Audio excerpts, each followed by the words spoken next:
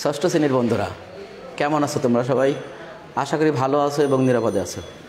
আজ এই মুহূর্তে তোমাদের সামনে আমি আমির হোসেন আবার হাজির হয়েছি অনলাইন ক্লাস নিয়ে। আজকের ক্লাসে তোমাদের সবাইকে স্বাগতম।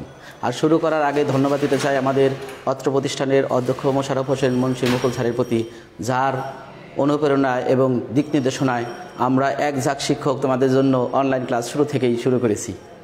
তোমরা জানো আমাদের প্রথম দিকে যখন করোনা শুরু হয়েছিল তখন থেকে আমরা ইউটিউবে ক্লাস নিয়েছি তোমাদের জন্য, তোমাদের সুবিধার জন্য। এরপরে ফেসবুকে তোমাদের আরও বেশি কানেক্ট করার জন্য ফেসবুকে পর্যায়ক্রমে এখন আমাদের সরকার নির্দেশিত 30 দিনের যে রুটিন, 30 দিনের যে পাঠ্যসূচি আছে সেই অনুসারে আমরা অনলাইন ক্লাসগুলো নিচ্ছি এবং তোমাদের অ্যাসাইনমেন্ট ভিত্তিক কিছু কাজ সহযোগিতা করছি। সরাসরি সেই কাজগুলো কখনো করছি, কখনো ওইটার মানে ওই রকম কিছু করে দিয়ে তোমাদের হেল্প করার চেষ্টা করছি। তোমরা সেই কাজটাই নিজের মতো করে একটু বুদ্ধি করে যদি একটু মনোযোগ সহকারে দেখো তাহলে সহজেই করতে পারবে। তাহলে আমি বোর্ডে একটু অঙ্ক দিয়েছি, দেখো সেই অঙ্কটা আমরা করব, কিন্তু এই অঙ্কটা করার আগে আমরা যে বিষয়গুলো জানি সেই বিষয়গুলো একটু মনে রাখার চেষ্টা করি আর মনে আনার চেষ্টা করি। দেখো আমাদের এখানে কোশ্চেনে আছে একজন শিক্ষার্থী 40 থেকে 60 পর্যন্ত সংখ্যাগুলোর মধ্যে নিম্নের সংখ্যাগুলো লিখলো: 50, 45, 48, 49, 60, 58, 57, 45, 47, 45, 43, 42, 47। তো এই সংখ্যাগুলো সে লিখে এলো। লেখার পরে আমাদের প্রথমে বলেছে উপাত্তগুলোকে বিন্যস্ত করো, অর্থাৎ এই যে আমরা যে এখানে তথ্যগুলো পেয়েছি এই তথ্যগুলো হচ্ছে আমাদের উপাত্ত। তো আমাদের তো উপাত্ত কী সেটা জানতে হবে। উপাত্ত হচ্ছে ঘটনা বা সংখ্যা নির্দেশক কোনো তথ্য, যদি সেটা সংখ্যা দ্বারা নির্ণয় করা যায়, নির্দেশ করা যায়, এরকম তথ্যগুলো হবে আমাদের উপাত্ত। যদি বলা হয় একজন ভালো একজন খারাপ, এগুলো কিন্তু আমাদের উপাত্ত হবে না, উপাত্তটা সংখ্যা দিয়ে প্রকাশ করতে হবে। তাহলে আমাদের এখানে দেখো সবগুলো কিন্তু সংখ্যা দিয়ে প্রকাশ করা হয়েছে। তো 50, 45, 48, 49, 60 এগুলো সবগুলো সংখ্যা দিয়ে প্রকাশ করা হয়েছে, অর্থাৎ এগুলো আমাদের উপাত্ত। আর সবগুলোকে একসাথে আমরা বলবো পরিসংখ্যান, যেটা তোমরা পরবর্তী ক্লাসে 7, 8 এরকম পড়বে। তো আমাদের এই বইয়ে যেটা নাম আছে তথ্য এবং উপাত্ত, তাহলে আমাদের এখানে উপাত্তগুলো দেওয়া আছে, উপাত্তগুলোকে বিন্যস্ত করতে হবে। তোমরা জানো বিন্যস্ত মানে কি? সাজানো। বিন্যস্ত মানে কি? সাজানো, সাজাতে হবে। যে আমরা জানি সাধারণত ছোট ক্লাসে তোমরা পড়েছো বড় থেকে ছোট এবং ছোট থেকে বড় এই দুইভাবে সাজানো যায়, কিন্তু উপরে ক্লাসে উঠেছো এটার নাম কিন্তু একটু চেঞ্জ হয়ে গেছে। এই সাজানোটাকে এখন আমরা দুইভাবে সাজাবো, একটা হলো অধক্রম, একটা হলো অধক্রম, আর একটা হলো ঊর্ধ্বক্রম। তো আমাদের সেই সাজানোটাই এখন নতুন একটি নাম হয়েছে, নাম দিয়েছে আমরা অধক্রম আর হলো ঊর্ধ্বক্রম। কিন্তু তোমরা তো জানো ঊর্ধ্বক্রম এবং অধক্রম মানে কি। দেখো আমরা সাধারণত বলি কোনো জিনিস যদি মনে করো যে এটা ভূমি লেভেল, ভূমি এখান থেকে উপর দিকে উঠতে থাকে, তাহলে এটার মাথাটা কোন দিকে আছে? উপরের দিকে আছে। অর্থাৎ আমরা যদি উপরে আকাশ কল্পনা করি তাহলে এটা আকাশের দিকে অর্থাৎ বাড়ছে।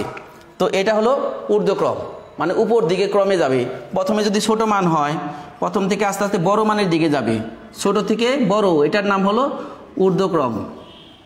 আবার যদি এরকম হয় উপর থেকে একটা জিনিস নিচের দিকে পড়ছে, দেখো প্রথমে শুরু বড় ছিল আস্তে আস্তে ছোট হবে, প্রথমে বড় ছিল আস্তে আস্তে ছোট হবে, তাহলে সেটার নাম হবে অধক্রম। অর্থাৎ আমরা কিন্তু কথায় কথা বলি কেউ যদি পড়াশোনা কম করে বা নাম্বার কম পায় তখন মা বাবা অনেক সময় আগে বলে তুমি অধপতনে যাচ্ছ, কি হচ্ছে এগুলো।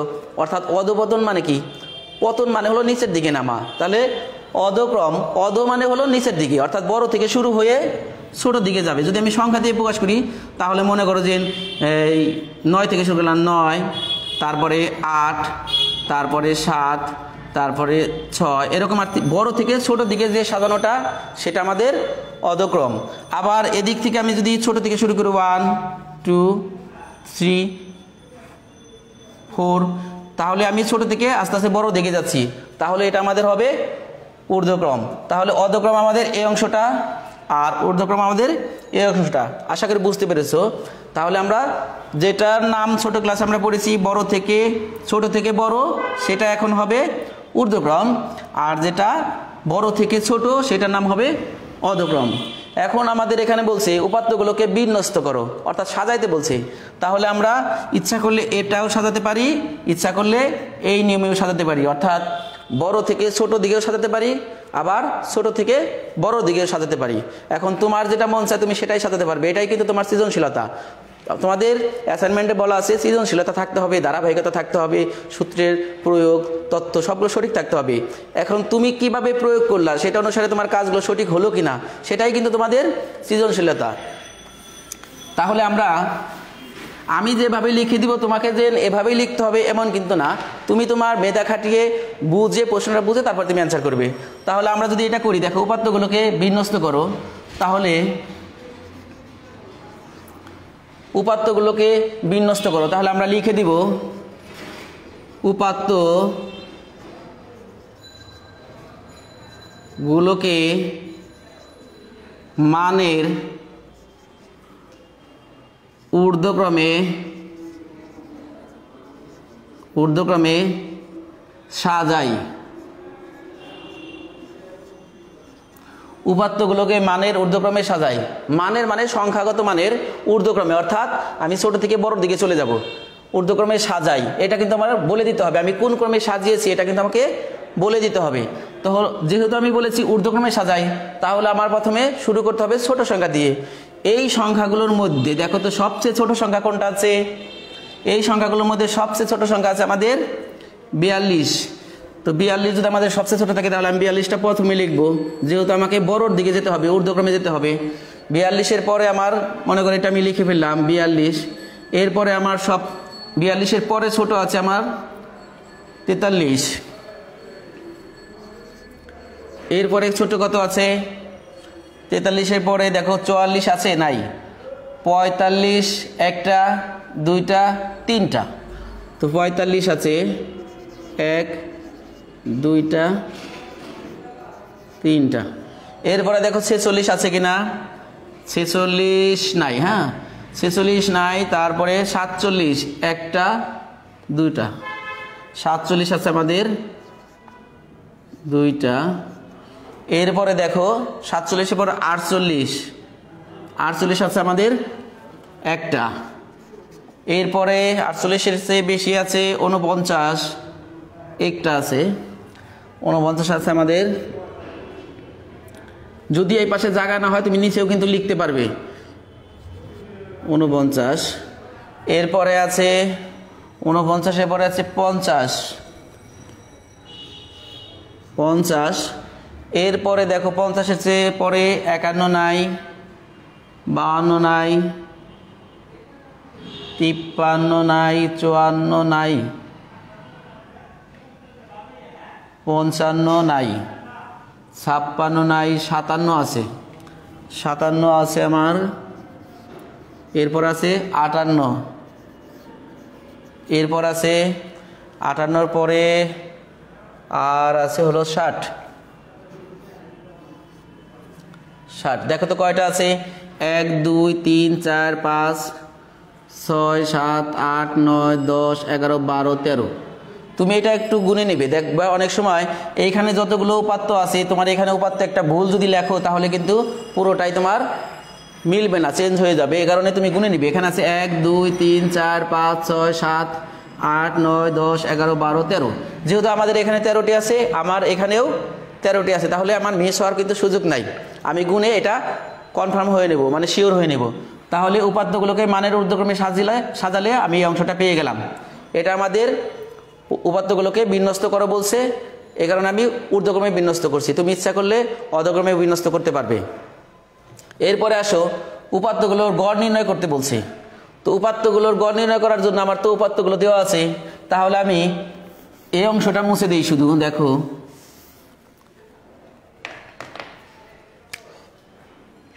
এটা খ,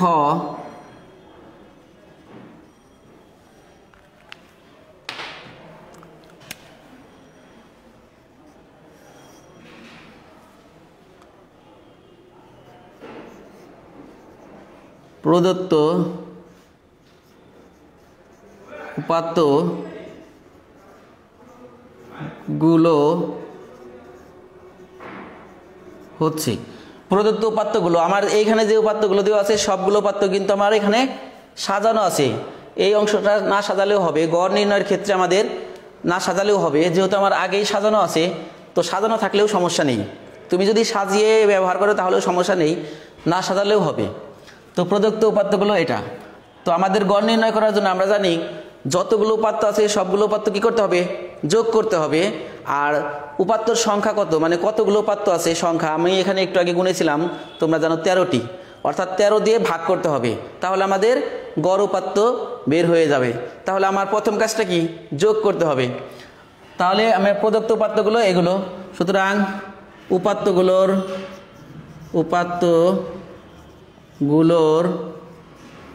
সমষ্টি বা যোগফল, যেটা মন চাই লিখবে, সমষ্টি। উপাত্তগুলোর সমষ্টি কত হবে, আমার 42, এরপরে আছে 43, এরপর আছে 45, এরপর আছে 45, নিচের অংশে চলে যাচ্ছে আমি, তারপর আছে 47,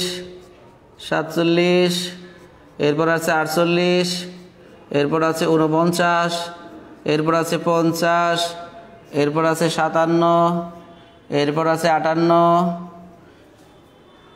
তারপরে আছে হলো 60। এই সবগুলো যোগ করলে আমি পাবো কত, সবগুলো যোগ করলে তোমরা একটু দুটি দুটি করে যোগ করতে পারো, তোমার ইচ্ছা মতো যোগ করতে পারো। যোগ করলে যে রেজাল্টটা হয়,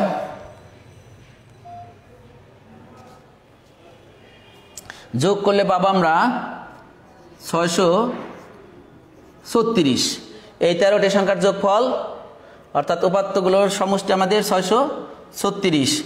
আর উপাত্তটা আমরা গুণে ফেলেছিলাম এর আগে, 1 2 3 4 5 6 7 8 9 10 11 12 13।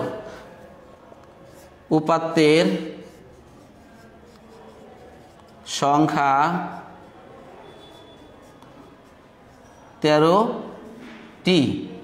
দেখো আমি উপাত্তগুলোর সমষ্টি পেয়েছি, অর্থাৎ যোগফল পেয়েছি, এবং উপাত্ত সংখ্যা 13টি এটাও পেয়েছি। এখন আমাদের গড় নির্ণয় করা কিন্তু অতি সহজ। আমরা যে গড় নির্ণয় সূত্রটা জানি সেটা লিখে দাও। নির্ণেয় গড়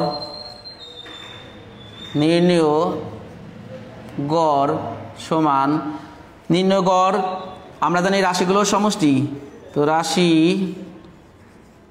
বা উপাত্ত লেখো, যেহেতু আমরা উপাত্ত নিয়ে কাজ করেছি এই জন্য উপাত্ত লেখাই ভালো হবে। লেখো উপাত্তগুলোর সমষ্টি, উপাত্তগুলোর সমষ্টি। আর নিচে কি হবে, তুমি পাশেও দিতে পারো অথবা এরকম ভাগ চিহ্ন দিয়ে নিচেও দিতে পারো, উপাত্তের সংখ্যা। দেখো উপাত্তগুলোর সমষ্টি আর উপাত্তের সংখ্যা। এরপরে আচ্ছা আমি উপর দিকে চলে যাচ্ছি, এখানে দেখো দেখা যাচ্ছে মনে হয়, আমার এখানে উপাত্তগুলোর সমষ্টি কত আছে, 636। তো 636 ভাগ হলো 13। 636কে 13 দিয়ে ভাগ করলে আমাদের যে রেজাল্টটা হবে সেটাই কিন্তু আমাদের নির্ণেয় গড়।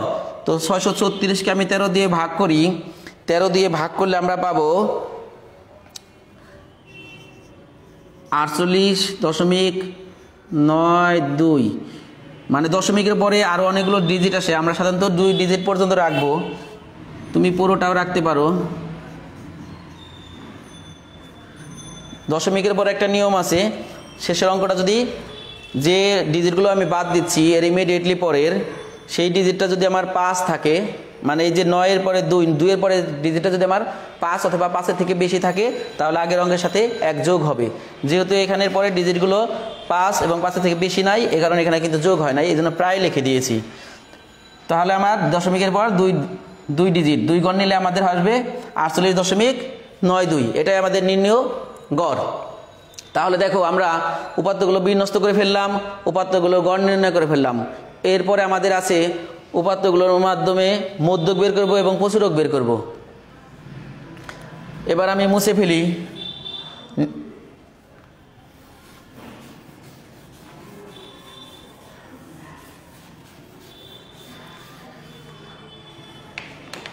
আমরা এবার গ অংশটা করব। আমি সবসময় উপরের অংশটা কাজে লাগাচ্ছি, এই জন্য মুছতেছি না। দেখো উপরের অংশটা রয়ে গেছে। প্রদত্ত উপাত্তগুলো হচ্ছে এভাবে তুলে নিলে, এটা চেঞ্জ করব আমি। আমাকে মধ্যক বের করতে চাইলে উপাত্তগুলোকে কি করতে হবে? মধ্যক বের করতে চাইলে উপাত্তগুলোকে যে কোনো একটা মানের ক্রম অনুসারে সাজিয়ে নিতে হবে, ঊর্ধ্বক্রম অথবা অধক্রম অনুসারে সাজিয়ে নিতে হবে। যেহেতু আমার এটা সাজানো আছে সেই কারণে আমি মুছবো না, আমি এটা ব্যবহার করব। তোমরা যখন অঙ্কটা করবে তখন কিন্তু প্রথম থেকে এটা লিখে নেবে, এইভাবে লিখবে। দেখো উপাত্তগুলোকে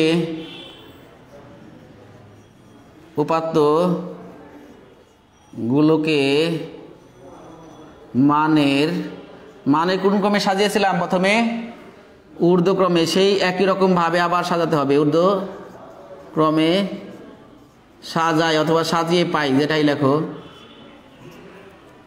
আমরা কিন্তু কতে ঊর্ধ্বক্রমে সাজিয়েছি, সেই সাজানোটাই আমি আবার কাজে লাগিয়ে দিচ্ছি। তোমরা কিন্তু এভাবে লিখবে, উপাত্তগুলোকে মানের ঊর্ধ্বক্রমে সাজাই অথবা সাজিয়ে পাই। তো সাজানো শেষ। সাজানোর শেষের পরে আমার বের করতে বলছে মধ্যক। মধ্যকের জন্য আমরা জানি মধ্যক সাধারণত বেজোড় সংখ্যা থাকলে মাঝখানে কয়জন থাকে? একজন থাকে। আর যদি জোড় সংখ্যা হয় তাহলে মাঝখানে দুইজন থাকে। জিনিসটা ক্লিয়ার না হলে আমি আরেকটু বলছি। দেখো যদি এরকম হতো 5, 6, 7, এই 5, 6, 7-এর মাঝখানে কে আছে? 6। অর্থাৎ এখানে দেখো কয়টা উপাত্ত? 3টা উপাত্তের মাঝখানেরটা হলো মধ্যক, অর্থাৎ মাঝখানে যে আছে সে হবে মধ্যক। আর যদি আমাদের 4টা থাকতো তাহলে মধ্যককে দেখো এই দুই পাশ থেকে দুইজন বাদ, তাহলে মাঝখানে দুইজন আছে, তাহলে মধ্যক হবে এই দুইটার গড়। তাহলে মধ্যক হবে আমাদের সূত্র হলো 2টা। যদি আমাদের বেজোড় সংখ্যক উপাত্ত থাকে তাহলে হবে মাঝখানের জন, আর যদি জোড় সংখ্যক থাকে তাহলে হবে মধ্যবর্তী যে 2টা সেই 2টার গড়। কিন্তু আমরা কিভাবে লিখব সেই লেখাটাই আমি এবার তোমাকে বোর্ডে দেখিয়ে দিচ্ছি। দেখো তো আমাকে প্রথমে আমাদের এই উপাত্তগুলো সাজিয়ে নিলাম। এখানে উপাত্তের সংখ্যা কত আছে?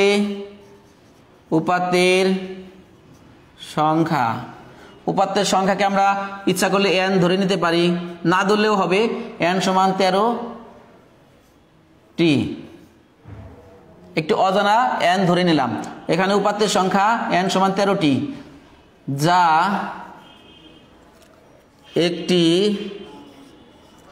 একটি কি বিজোড় সংখ্যা। কেন আমি বিজোড় সংখ্যা আর জোড় সংখ্যা এই কথাটা লিখছি?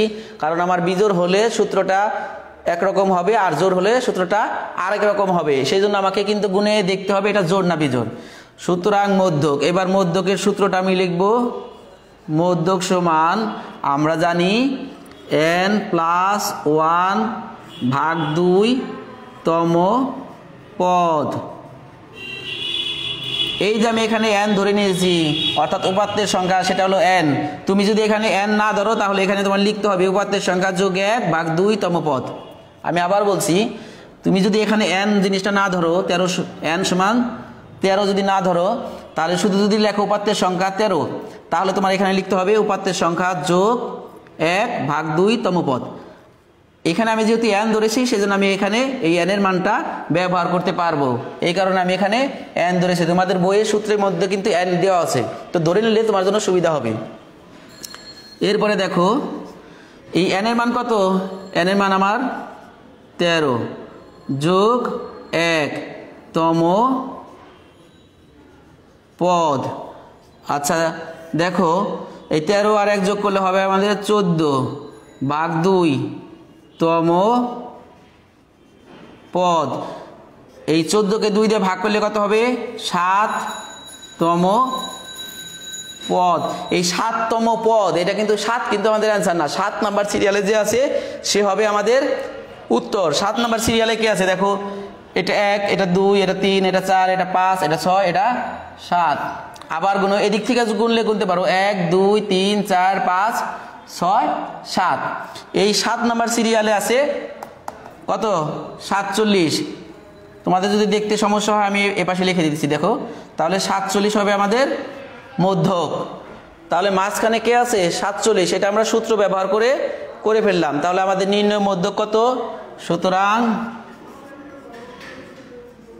নির্ণয় মধ্যক 47। তাহলে আমাদের মধ্যক নির্ণয় শেষ হয়ে গেল। এবার আমাদের প্রচুরক বের করতে বলছে। প্রচুরক কিন্তু আরো বেশি সহজ। প্রচুরক মানে যেটা প্রচুর বার আছে, বেশি বার। প্রচুর মানে কি বেশি বা সর্বাধিক বার। অর্থাৎ আমাদের এই উপাত্তগুলো যে দেওয়া আছে, উপাত্তগুলোর মধ্যে কোনোটা রিপিট হলে অর্থাৎ কোনোটা বারবার থাকলে সেটা কোনটা সবচেয়ে বেশি বার আছে সেটাই হলো আমাদের প্রচুরক। তাহলে আমরা এই অংশটা মুছে ফেলি।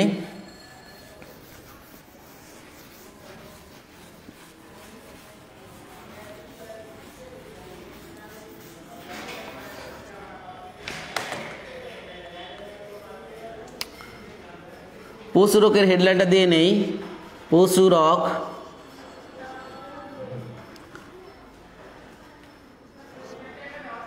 এখানে প্রদত্ত, এখানে উপাত্তগুলোর মধ্যে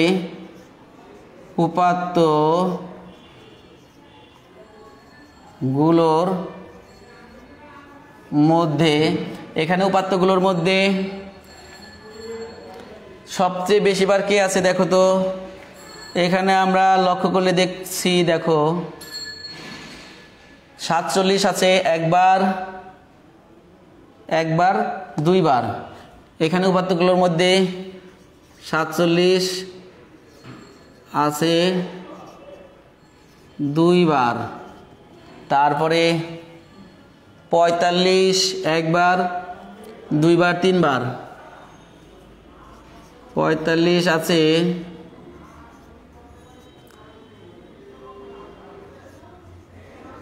তিনবার।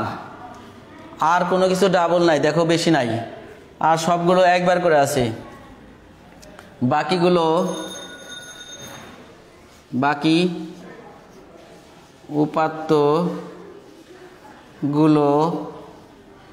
উপাত্তগুলো একবার করে আছে, একবার করে বিদ্যমান, মানে আছে বিদ্যমান। যেহেতু আমার দেখো এই 47 আছে দুইবার, 45 আছে তিনবার, আর বাকিগুলো আছে একবার করে। আমাকে প্রশ্নে বলা হচ্ছে প্রচুর বার কোনটা আছে, মানে বেশি বার কোনটা আছে। তাহলে আমি স্পষ্ট দেখতে পাচ্ছি বেশি বার আছে হলো 45, তিনবার আছে। এখানে লিখব যেহেতু 45 সর্বাধিক, সবচেয়ে বেশি বার আর কি, সর্বাধিক। যেহেতু 45 সর্বাধিক 3 বার আছে, সুতরাং তাহলে প্রচুরকটা কে হবে? প্রচুরকটা হবে আমাদের 45। এবার আমি অ্যান্সারটা লিখে দিই। নির্ণেয়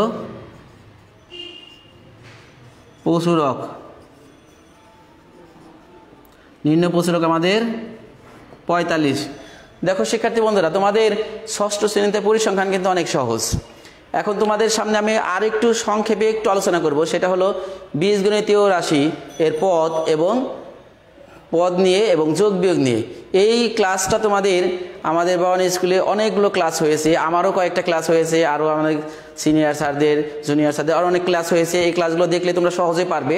তারপরে তোমাদের সহজ করে দেওয়ার জন্য, তোমাদের অ্যাসাইনমেন্টটা সহজ করে দেওয়ার জন্য আমি একটু ধারণা দিব। এই ধারণার আলোকে তোমরা বাকি অ্যাসাইনমেন্টটা করতে পারবে আশা করি। দেখো মুছে ফেলছি।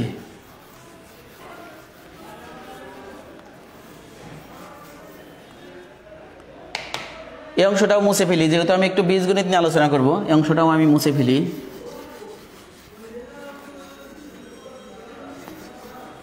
খুব অল্প পরিসরে আলোচনা করব। দেখো মনে করো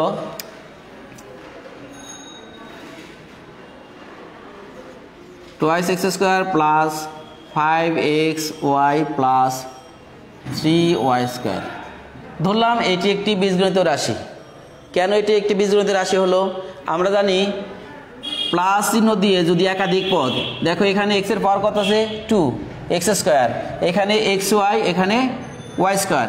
তো এইটা যেহেতু x স্কোয়ার, এটা হলো xy, দুটি কিন্তু এক জিনিস না। আর এটি হলো y স্কোয়ার, এটিও অন্য একটি জিনিস। তো x স্কোয়ার যেরকম হবে, সাথে যে সংখ্যা থাকবে, সংখ্যাটা যদি চেঞ্জ থাকে, 2x স্কোয়ার আছে, 3x স্কোয়ার আছে, তাহলে এইটি আর এটি কিন্তু একই জাতীয় পদ, অর্থাৎ 2x স্কোয়ার। এটিও যেরকম পদ, এটিও সেরকম পদ, একই জাতীয় পদ, যেটাকে বলা হয় সদিশ পদ। আবার যদি এখানে আমার 3y² আছে, আমি যদি 5y² লিখি সেটিও আমাদের সদিশ পদ।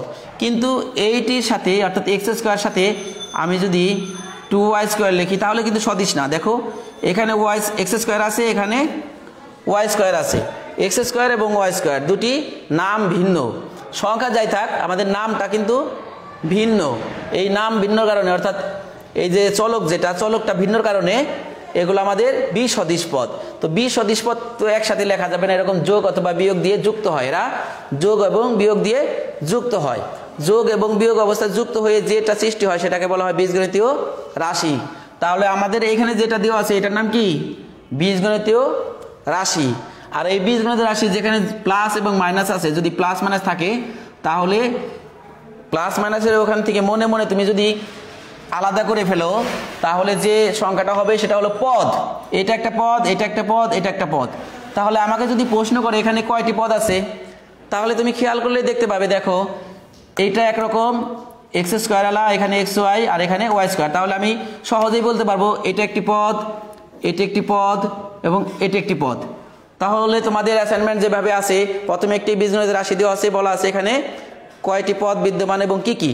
তাহলে তুমি যদি বলতে পারো, দেখো এটা যদি আমাদের হয় তাহলে 2x² plus 5xy plus 3y²। তাহলে রাশিটিতে কয়টি পদ আছে? একটি, দুটি, তিনটি।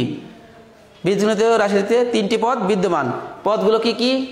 2x², 5xy, 3y²। এগুলো আমাদের বীজগণিতীয় পদ।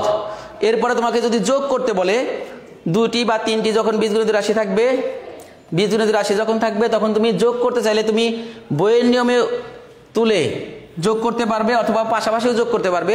কিন্তু তোমার যোগ এবং বিয়োগের ক্ষেত্রে যেটা মনে রাখতে হবে, সদিশ পদগুলো কিন্তু যোগ করবে, সদিশ পদগুলো যোগ অথবা বিয়োগ করবে।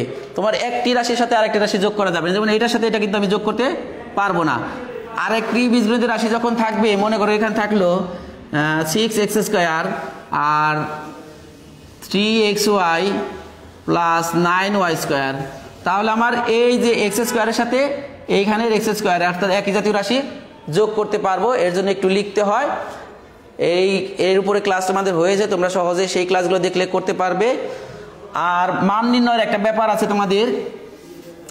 অনেক সময় মান নির্ণয়ের ক্ষেত্রে দেখো, মনে করলাম আমার এই রাশিটা দেওয়া আছে, সহজ করে একটু বলি। মনে করো x এর মান দেওয়া আছে 2 এবং y এর মান দেওয়া আছে 3। আমাকে বলছে 5x² প্লাস 3y²। ধরলাম এই রাশিটির মান বের করতে বলছে, অর্থাৎ যোগ বিয়োগ করার পরে আমার যে রাশিটা আসবে সেই রাশির মান বের করতে বলছে, এই রাশির মান বের করতে বলছে। তোমাদের এখানে একটু ভুল হয়, সেজন্য আমি এই জিনিসটা সংক্ষেপে দেখাচ্ছি। 5 দেওয়া আছে দিয়ে অংশটা লিখবো, আমি পুরোটা লিখেই দিই তোমাদের জন্য। মনে করো এইভাবে করব, দেওয়া আছে x সমান 2, y সমান 3। এখন দিয়ে যেটা মান বের করতে বলছে আমাদের 5x², 3y²। আমি কিন্তু এটা তোমাদের উদাহরণ হিসেবে দেখাচ্ছি, এটা কিন্তু তোমাদের অ্যাসাইনমেন্ট বা বইয়ের অঙ্ক না, শুধুমাত্র বোঝার জন্য এটা ব্যবহার করবে। দেখো 5 এর সাথে এক্সট্রা কি গুণ আছে, মাঝখানে তুমি গুণ চিহ্ন দিতেও পারো, না দিলে এরকম ব্র্যাকেট দাও। আর এক্স এর মান কত আছে? 2 এর উপরে পাওয়ার কত আছে? স্কয়ার অর্থাৎ 2 প্লাস 3। এইখানে চিহ্ন দিতে পারো অথবা ব্র্যাকেট দিলেও চিহ্ন একটা থাকবে, গুণ বোঝাবে। ওয়াই এর মান আছে আমাদের 3, তার উপরে স্কয়ার অর্থাৎ 2। এখন যে কাজটা করতে হবে, দেখো 5 এখানে গুণ চিহ্নটা দিয়েই দিলাম। এই 2টা আছে কয়বার? 2 বার। এই ভিতরের জিনিসটা পাওয়ার যত থাকবে ততবার থাকবে। অর্থাৎ তুমি যদি সহজ করে লিখতে চাও এরকম 2 গুণ 2, অর্থাৎ ভিতরের 2টা আসবে 2 বার। 2 গুণ 2 কত হয়? 2 গুণ 2 হয় 4, যোগ এখানে 3। দেখো এখানে এই 3টা আছে কয়বার? 3টা আছে 2 বার। তুমি এটা যদি না বুঝো তাহলে সহজভাবে এবার লিখতে পারবে 3 গুণ 3। এই ভিতরেরটাই কিন্তু 2 বার আছে, এইটার সাথে এটা গুণ করলে কিন্তু হবে না, এটার সাথে এটা গুণ করলে কত হবে? 6। কিন্তু আমার কথা হলো এই যে ভিতরে 3, এই 3 আছে আমার 2 বার, তাহলে 3 গুণ 3 কত হবে? 9। তাহলে কত হয়? 4 5 20 আর এখানে 3 9 27। তাহলে আমার আসতেছে 47। তাহলে এই যে আমার অ্যান্সার। তোমার এই জিনিসটা একটু লক্ষ্য রাখবে। আমি আবারও বলছি, তোমাদের বীজগণিত রাশি এবং বীজগণিত সংখ্যার উপর আমাদের অনেকগুলো ক্লাস আছে। তুমি এই জিনিসটা বুঝে থাকলে সহজে অঙ্কগুলো করতে পারবে। আর অবশ্যই তুমি তোমার নিজের মেধা খাটিয়ে অঙ্কগুলো করার চেষ্টা করবে। নিজের মেধা সৃজনশীলতা দিয়ে সহজভাবে যেভাবে উপস্থাপন করা যায় সেভাবে এবং সুন্দর করে উপস্থাপন করবে, তাহলে তুমি ভালো মার্ক আশা করতে পারো। আজকের মতো আমি এখানে বিদায় নিচ্ছি। আল্লাহ হাফেজ, ভালো থাকবে, সুস্থ থাকবে।